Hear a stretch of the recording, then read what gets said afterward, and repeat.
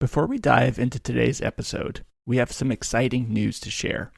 Our spring cohort of the Next Economy MBA begins on March 28th, 2023, and we want you to join us.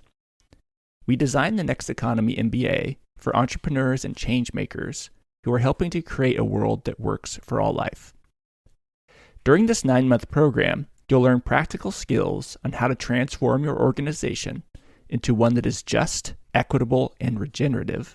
Plus, you'll join an alumni community of over 400 impact leaders who are transforming organizations around the world. Interested in learning more? Visit lifteconomy.com/MBA to view our course curriculum and sign up for a free intro session with our facilitators. Thanks for listening, and now on to the show.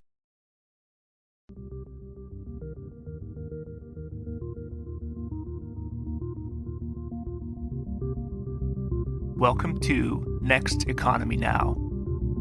The goal of this podcast series is to highlight the leaders who are taking a regenerative, bioregional, equitable, democratic, racially just, and whole systems approach to creating the new economy. Welcome. My name is Erin Axelrod, a partner at Lift Economy, and I am joined today by Lindsay Baker, who is the CEO of the International Living Future Institute. Lindsay is the organization's chief strategist, charged with delivering on its mission to lead the transformation toward a civilization that is socially just, culturally rich, and ecologically restorative. So Lindsay is a climate movement leader and a building scientist focused on transforming the building sector towards a better future. She has worked with nonprofits, including the U.S. Green Building Council, in the early days of creating the LEED rating system, as a researcher at UC Berkeley in building science, and as a private sector leader.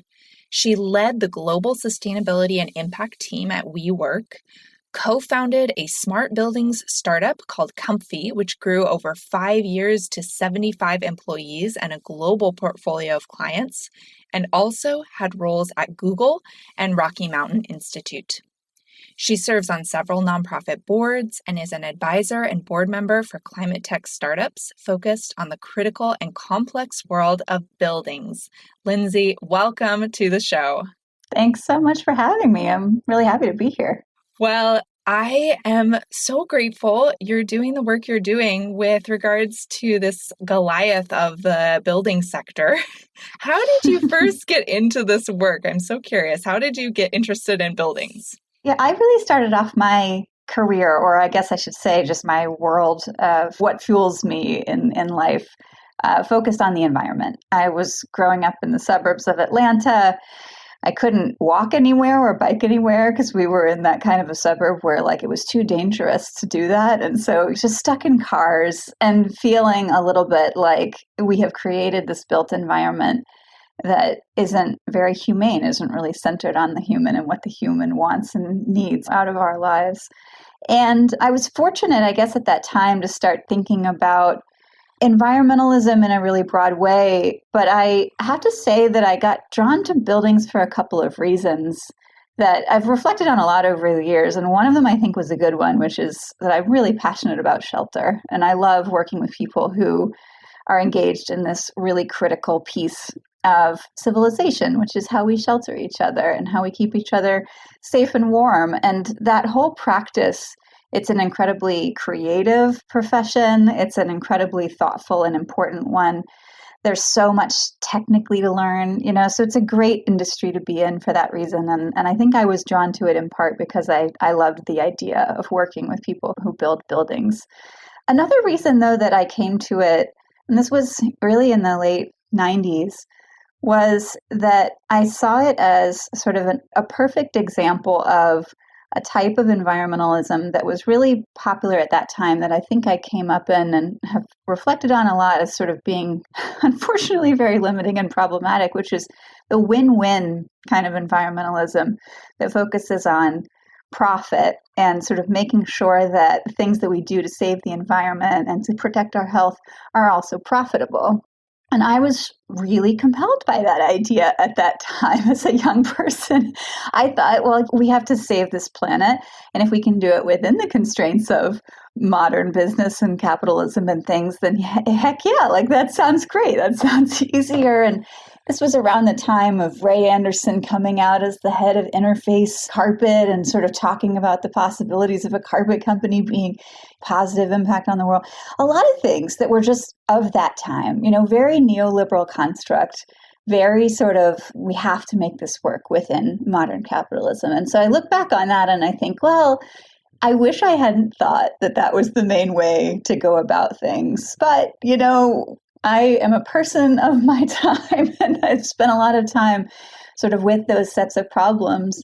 So, 20 years later, I think I have no regrets that I got interested in buildings as sort of this particular community and industry that needed to be transformed in order for us to achieve a truly, just and regenerative society. But I'll admit that part of what got me into it at first was that it sounded easy, and man, was I wrong. It's definitely not something that I think we can necessarily get done within the constraints of modern capitalism. But we could talk about that later. But that's a little bit about how I came to buildings. Wow. Thank you so much for sharing. And you have piqued my curiosity, as many of our listeners, I'm sure, around that kind of transformation that occurred in your thinking. And I can't wait to get more into that. Before we go there, I came across the International Living Future Institute through the Living Building Challenge. And I'm curious if you want to just share who this institute is and what you're up to, and anything that could bring our listeners into your world a little bit. Yeah, of course. The Institute is about 10 years old, roughly speaking. We're a nonprofit. We actually started in sort of the Pacific Northwest. So I think we have a little bit of a spiritual connection to the Cascadia region in many ways, which I think one way of understanding us, we're in the building industry. We're in the kind of what has been called the green building community.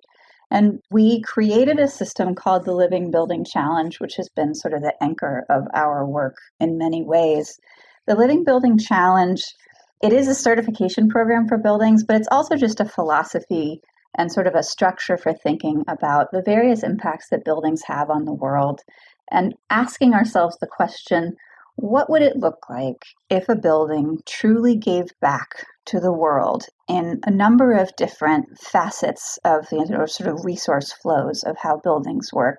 So from a carbon perspective, from a water perspective, but also we have very high standards and very specific requirements for buildings that involve being completely free of toxic materials that are harmful to humans.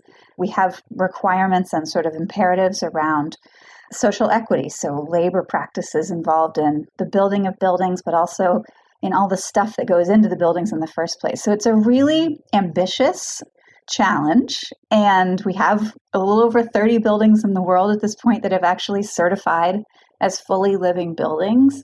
But we also just have hundreds of buildings that have engaged in the program in one way or another, pursuing sort of, smaller, more bound pursuits. We also our theory of change really looks holistically at the building industry. And so we focus on not just the buildings, but also the products. We have labeling and certification of building products, and labeling for organizations, for firms in our industry, to allow them to be more transparent about, in particular, their social impact practices. So hiring, diversity, equity, inclusion kinds of things through our JEST program. So it's pretty robust at this point. But I think at the center of it, what we do is to really ask ourselves the question, what does good look like? Once we can actually create an industry that is full of buildings like this, what will that feel like? And we focus a lot on just trying to paint that picture and provide a few examples out there in the world of what it really looks like when you build a building that truly has positive impact in so many ways, and hope that that serves as an inspiration to others, as an inspiration to the practice and to education and things, so that we can shift the industry. I will never forget, in 2008, a catalyst in my own career was reading Bill McDonough's Cradle to Cradle. And the quote Imagine a building like a tree, a city like a forest. Yeah. And I'm curious if you could share maybe a story from those 30 examples of like, what would it feel like to walk through a living building? Oh my goodness. Yeah. Yeah. This is it is. I appreciate that question so much because sometimes buildings that have a light touch on the planet, you don't really notice the difference. It's very possible to just kind of do the work in a way that's not as visceral, but living buildings, in part because we actually have a set of sort of imperatives around beauty. And a lot of the buildings that you walk into, I'm just thinking about one I went in, it's one of my favorites in Atlanta, Georgia, where I grew up. That's called the Candida Building, and it's on Georgia Tech's campus. So it's kind of easier. If you happen to be in the Atlanta area, I would go in and check it out.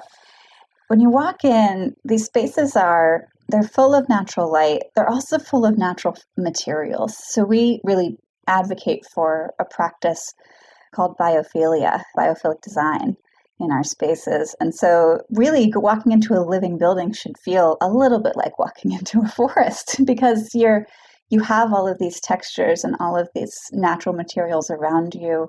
Of course, the air is going to be clean because it's made with materials that are not off-gassing or doing anything otherwise harmful to your body. But it's also just the way that all the little systems in the building work so that it is going to be treating all of its own wastewater. So there's all of these kind of fun things to see in a living building that give you just a sense, a visceral sense of just how much buildings are kind of doing for us and all the infrastructure that we typically don't think about. Living buildings at their best can really expose that and help us think about how can we create these systems in a way that's just fundamentally not extractive and not harmful. But you kind of have to break it down that way and show it to people. So yeah, they're very fun buildings to visit, and they're all over the world. So I hope you can get a sense. It's funny that you mentioned Bill McDonough and the book Cradle to Cradle. I studied in a building that probably would have been a living building. It was one of his designs at Oberlin College, the Adam Joseph Lewis Center for Environmental Studies. It was just opening when I first started my education in environmental studies. So maybe this is a little too nerdy, but a lot of my work is focused on what happens after these buildings open and how do we actually steward them to be their best versions of themselves? Because buildings are alive too. There's these sort of famous quotes. I think it was, Winston Churchill, who said, first we shape our buildings and then they shape us. And then Stuart Brand follows on with sort of an adaptation of that quote. First we shape our buildings, then they shape us, and then we shape them ad infinitum. So it's really, I think that's part of what fascinates me and that is really important for us as well, is that a living building is a beautiful gem and a really interesting and important thought experiment. But for a lot of us, we may not have access to just building a building from scratch in our lives, but we can use a lot of these methods and materials and things to take our buildings and sort of steward them and care for them into a world in which they are also living. So yeah, that part's fun too. Absolutely. And this notion of shaping a building and a building shaping us, I'm so fascinated by in terms of the culture shift that you were alluding to, just even in your own personal career trajectory around conceiving of where are the solutions and how do we really catalyze the change that is needed. Is there anything you'd like to say about either that personal journey or the kind of culture shift work that the Institute is doing?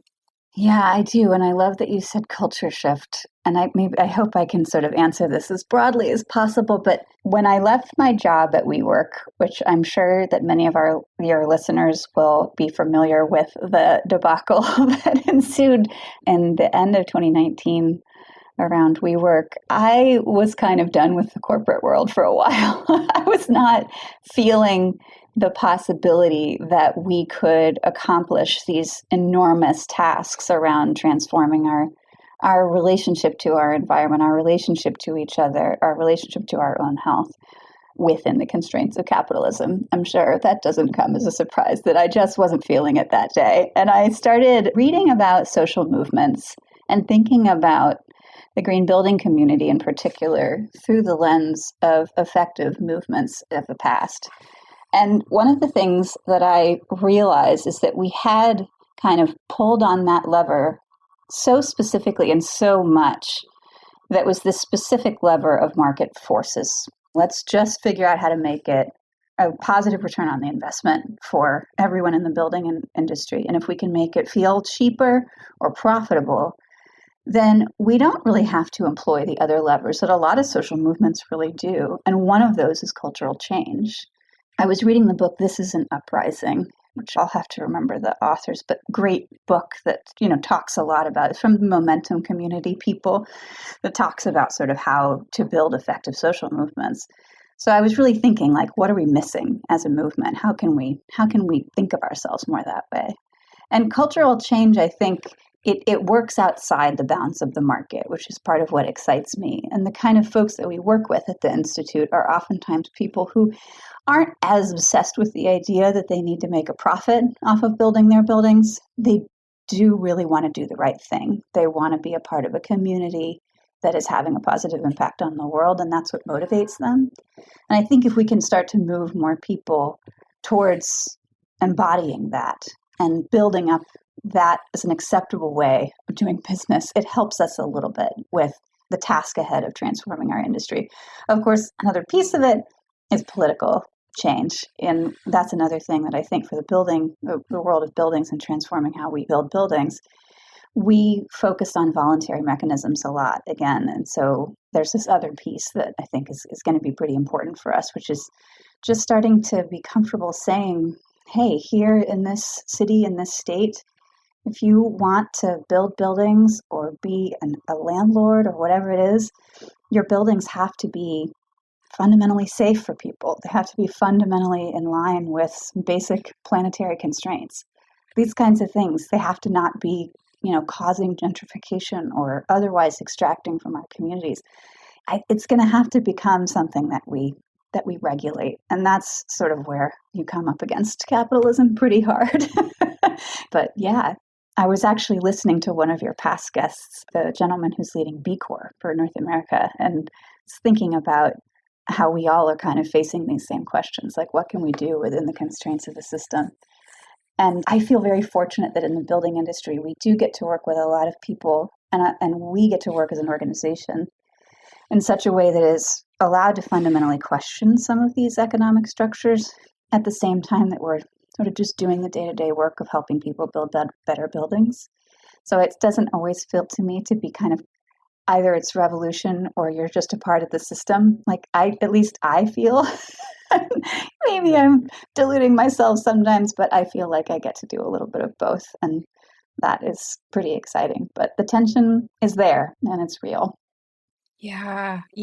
Well, I do think it is a little bit of both because I'm thinking, for example, of California and the work that is happening right now from a regulatory standpoint of phasing out natural gas, I believe.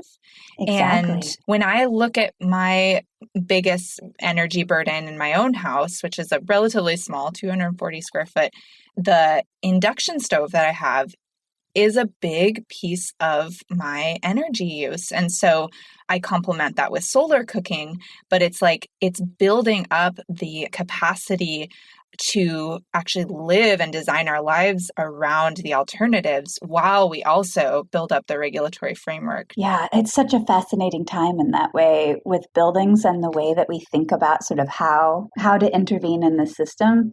I'm very excited about how fast people have finally started to realize that burning natural gas in your home is probably a pretty crazy thing to do. In the Living Building Challenge for the past decade, we have always required that living buildings don't have any fossil fuels going into the buildings.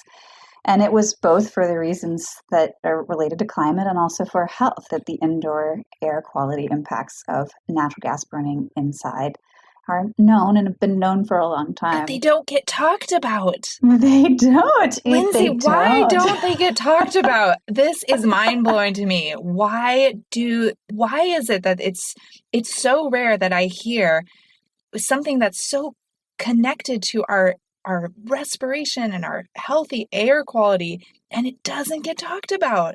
Yeah, well, okay. I mean, one thing I think that needs to be understood here is that I think we as a climate movement have started to open our eyes a little bit more to all of the ways in which the oil and gas industry have contributed to sort of slowing down and resistance and otherwise sort of trying to get people to take another path.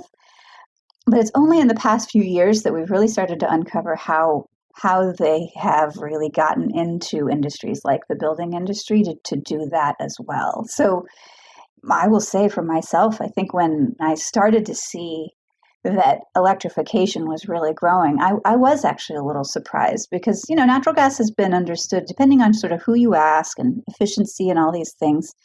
There are ways to think about building efficiency that say that burning natural gas is more efficient because for some uses, it kind of heats the water with fewer joules of energy and such than if you were to burn something 100 miles away and then transport it through electrical line. So there was the nerdy response. But I really now at this point understand that the main reason we've been burning natural gas in our homes and buildings as long as we have, and that it has done so well, is because of an enormous proactive, positive marketing campaign from people who wanted to install natural gas systems in our buildings. It comes down to who can make money on these things.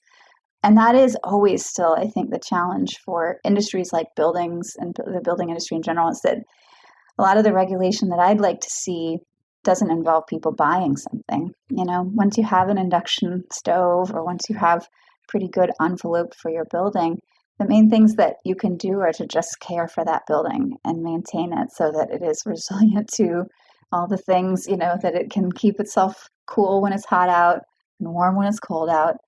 And that is not always easy to incentivize in our culture, the easy things that you will see more often. And I think it's good for your listeners in particular, I think will be probably good detectors of these kinds of things. But it's nice to pay attention to, where are these campaigns coming from and what are people asking you to do? So natural gas bans, I think, are really great. They're getting a lot of traction, but it is also probably going to be kept faster because there's an opportunity for a lot of appliance manufacturers to sell you new stuff. And so it's just to say, we got to really unpack these things, think about who stands to benefit. And that's why I'm a particularly big fan of just workforce development for folks who can be engaged in this, what can be a growing economy, but less focused on buying stuff and more focused on putting people to work at really renovating and making our buildings more efficient. It's a really wonderful opportunity to just build great jobs for people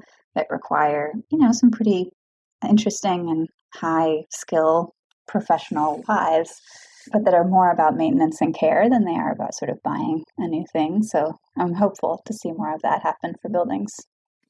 I love it. What I'm getting from your comments are essentially something I've heard for a while now, which is retrofitting an existing building is way greener than building even the most polished, flashy, green technology new build.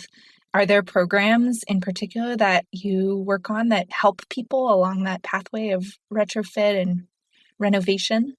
Yeah, we do a little bit, but I will also say I'm newer to the Institute, and it's a passion that I think I've brought to it that we're going to be working on a lot more.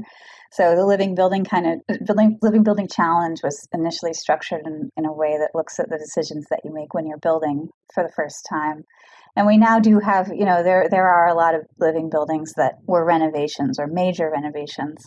But I think I'm not alone on our team in being excited for us to build out more tools to help people with, just a truly existing building to kind of get from where they are to being a living building through just a series of interventions over time, kind of on their own time and budget to really pursue that rather than having to have kind of a lot of capital around. But there are a lot of really great organizations that do this work around the country that are focused on renovations. And I don't know, one that's probably inspiring that if folks haven't heard of, that I would recommend looking up is a company called Block Power that was started in New York City by a wonderful human who they are really working hard on trying to figure out how to renovate mostly multifamily residential, so, apartment buildings and such that are existing buildings. They started in New York City And there's sort of a software element that kind of helps it to scale because buildings are very complicated. And part of the issue there can just be like, how do you how do you do this without each building being kind of its own special snowflake? But they're really engaged in sort of workforce training and working with the state of New York around sort of building the clean economy at the political scale, at the sort of regulatory and policy scale. So it's a pretty cool organization that's trying to do this in a different way. And there are many like them. Elevate in the Midwest. Oh man, I could go on, but there are lots of great organizations doing this kind of work. I love it. One of our previous guests as well was David Holmgren and his book Retro Suburbia, which also talks about retrofits and how do we reclaim the suburban landscapes and remake them to suit, a future with limited resources. Yeah. And now, the big topic for us that we're all kind of joking, no one really knows where this is going to go, but the retrofit of downtown commercial office buildings. Because there's a demand sort of, at least at this point, we think it's probably slowing down because of, working from home and the ability for people to move around a little bit more in their work lives. So there's a movement towards maybe turning those kinds of buildings into housing, which is easier said than done. But that's why we need smart people to kind of come in and say, how do we really retrofit this stuff and make it work for a new type of space? But yeah, that's what's fun about working with buildings. If you like the sort of challenges of a set of constraints, then you would belong with us. We would love to have you. So what would you say to people who are interested in learning more about Institute for Living Future or even your movement partners that you mentioned? What are ways that you would invite people to get involved, to learn more? What are some initiatives that you're working on to grow the next economy? Yeah. Well, the first thing I'll say is, so our website is just living-future.org, and there's a lot of resources on there that you can look at, including lots of case studies of the buildings that are, that have achieved the living building status. But also we're having a conference in May that's in person in Washington, D.C., Living Future 2023. And I think it is actually a really good place to learn about some of the organizations that we're working with and sort of to get a better sense of the community of people trying to transform buildings and real estate in different ways. It kind of brings together a bit of the vanguard of people in the building industry who are trying to really push things pretty far. And yeah, we always have a lot of really interesting voices at the table for that. So that is a nice one. And also our last year's conference was all virtual. So you can go to our website and look at some of the talks that happened there. And, so if you're not interested in traveling to Washington, D.C. in May, but it is lovely that time of year. And another thing I wanted to mention is that I host a podcast called Design the Future with my wonderful colleague, Kira Gould. And we interview leaders in our industry about the work that they're doing. And so it's, especially for people who are kind of thinking about career paths into the world of buildings, we try to kind of highlight the different ways in which you can do this work and what would it look like if you were an architect and what would it look like if you were working for a city sustainability department, all of these kinds of things. So that's kind of a nice sampler platter of different types of career paths and people and ways to get engaged. And that, designthefuturepodcast.com. But there are so many ways. I think in every community these days, especially in the US, but really everywhere around the planet, there are people who are trying to think about different ways to build. And I get inspiration every day from just learning about architects and engineers who are just fundamentally recreating and rethinking what they do, and people who operate buildings, people who are coming up with different forms of real estate ownership. It's a big part of it for me that I love. And, to your last question about what's next for us, one of the things I'm still trying to kind of work on and carry with me from this time that I spent studying social movements is how do we take this group of connected nonprofits, connected professions and people in the industry and really start thinking about ourselves as a movement more, start using those tactics and organizing that way. Because in some ways, as I said, we kind of came from this place of thinking, we can just get this done within the constraints of the market. And I think that kind of made us, we're all now kind of realizing, we have a few more tools we need to pick up in order to make this thing, to make all of these shifts happen. And so it's kind of about redefining our identity a little bit and moving away from feeling like it can all happen within the constraints of the industry and the market, and to really think like, okay, how are we going to change minds? How are we going to shift culture? How are we going to mobilize to advocate for policy change? All of that. And it may sound kind of big picture, but that's where my head's at these days, is kind of how to take a group of people who share a set of values and turn it into a really effective movement. I love that you are thinking there and that you've named some strategic levers like regulatory frameworks, like workforce development. Yeah, I'm curious if there are others that come to mind, or even within those pillars, if there are things that you're noticing, like, is there more demand from young folks for these type of jobs? Is there more appetite from policymakers for weaving in some of these regulations? Yeah. Oh, man. I guess what I would say is I think that a lot of, how do I say this? So a lot of the uprisings of the summer of 2020, I think shifted a lot of thinking in my community, people who were working on, maybe primarily climate and buildings, to really understanding how the solutions that we are looking for to how to make buildings fundamentally more aligned with the constraints of our planet are fully formed and already being worked on the sort of battlefields of environmental justice today. The frontline communities, community-based organizations who have been working on some of these issues of sort of how buildings can fundamentally really harm us and the built environment can really harm us. Those voices have started to shift our movement in such a big way. And so I guess maybe I hope this is one way of answering your question, that what I feel is shifting and important right now is for us to really listen and consider how best to redefine the goals of our movement. I think we're still a group of people, and I'm just associating myself with this group that I feel like I've come up in, who sometimes get uncomfortable thinking that we are pursuing social justice along with climate justice. Doesn't that kind of mean somehow that we're going to distill or compromise the ultimate goals?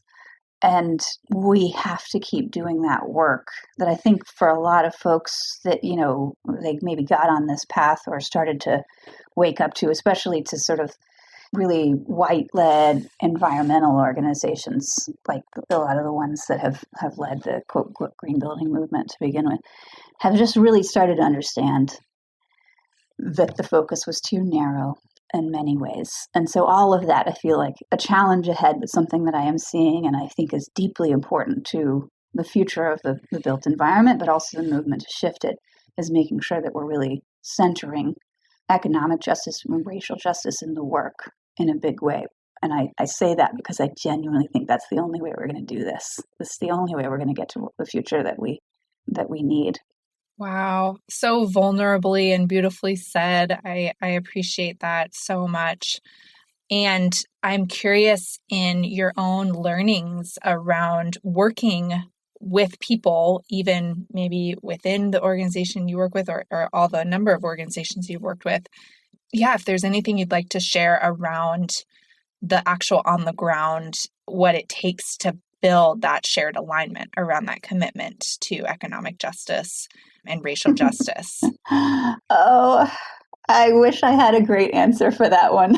I appreciate you saying vulnerability because it's somehow been a theme for me recently to just show up with vulnerability to some of these questions that we have to work on together. And so maybe that's what I'm going to say, that I think that that's what it takes, willingness to face difficult questions about structural power and the sort of the nature of the future that we're trying to work on. I just think, it's going to be a very hard thing. And being on the ground, I'm not sure I'm always on the ground, frankly, in doing that work or that I'm in touch enough with the folks who are. But one of the indications, I guess I'll say, is a coming together of people who are really trying to rethink what real estate means to our economy, what buildings mean to our economy, how they are and are not creating, economic equality, racial equality, and repairing harms that had been done in the past. If that sort of group of people and those types of activists are coming together with those who have been working on trying to improve the climate impacts or health impacts of buildings, and that feels like one movement, and it's like gnarly, and people have to figure out how to work together and define things together, then I think we're doing the work.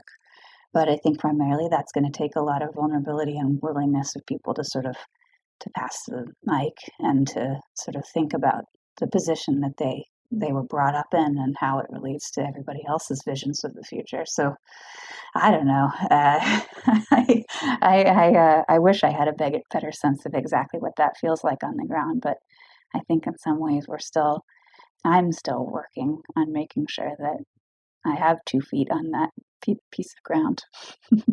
I love it. And I hear you asking these really big questions like, what is the role of real estate? What is the role of buildings? And I think it's so much of the types of questions we try to ask on this podcast. And historically, we know that the role of real estate has been to increase the wealth of white folks in this country at the cost of people of color, communities of color. And so it's a big question to hold. Thank you for teasing that out. Yeah, but it is. It's a really fascinating history to think back. Why is it that these things that we make for ourselves turned into financial assets more than the thing that they're here for, which is to shelter us? But that has happened, and it is happening. And so to kind of decouple these things a little bit and to focus more on making sure that people have shelter and that it's safe and healthy and good for the planet, like that is so hard to do when you understand these bigger structures of how it's been sort of made into a financial asset. So yeah, it's complicated and yeah, deeply difficult in some ways to think about the history of it, but really important. And I believe that once we understand that we've only really been treating buildings as financial assets in this way for the past 100 years, and we can go back. We can change. In other words, this isn't the only way for us to understand buildings. And I'm not saying that's entirely what we have to do, but it just helps to expand the Overton window, if you know what I mean, to sort of remind ourselves that real estate has not always looked the way that it does today. Absolutely. Yeah. Yeah. And thank you for naming. I said historically, and you said historically and today. So thank you. Yeah, exactly. Important nuance. Well, as we start to think about bringing our conversation to a close, are there anything else you'd like to share with our listeners around information to pursue, pathway? Yeah, what's coming up for you that you're excited to share more of? Yeah, I mean, I guess one thing I want to say, I just finished reading the book Donut Economics recently. And one of the things that's been making me think of, and I guess I just want to put the idea out into the community as much as I can, is that we really need more stories that help us understand and shift some of our economic structures around these kinds of issues. Real estate ownership, it's for sure, is one of them. But in the book, the author Kate Raworth does a great job of kind of exposing us to how cooperative models and sort of changes in forms of money can kind of shift us away from the type of economy that we have today. And so we at the Institute are really interested in trying to collect more of those stories and to think more about how to help people envision a future in which buildings are doing that work of sheltering us without causing some of these deep and problematic harms on communities and on people and families. So we're kind of, I guess it's just a wish and a request to put out to the community that we need more of those stories because we want to share that and help put together that vision for people. I think it's easier these days to sort of imagine a building that has a positive impact on the planet. And I think there's lots of reasons why we kind of have a better sense, a better sort of imagination when it comes to that. And it's time for us to start to envision these things at the economic scale as well. So I don't have all the answers.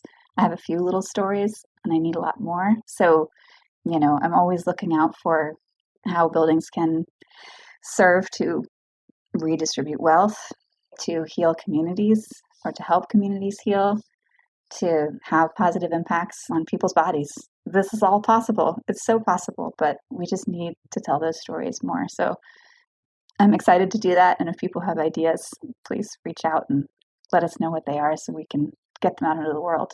Yeah, well, we will definitely. It makes me think of dear beloved organization in the LIFT ecosystem, which is the East Bay Permanent Real Estate Cooperative, and their work, Yes.